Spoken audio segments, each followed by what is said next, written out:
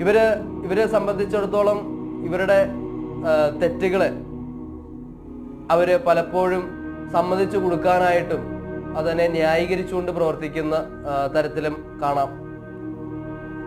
ഇങ്ങനെ ക്ഷിപ്രകോപികളാണെങ്കിലും വളരെ പെട്ടെന്ന് തന്നെ ആ പശ്ചാത്താപ ബോധത്തോടുകൂടി തിരിച്ചു വരാനും ഒട്ടും തന്നെ താമസിക്കില്ല എന്നുള്ളതാണ്.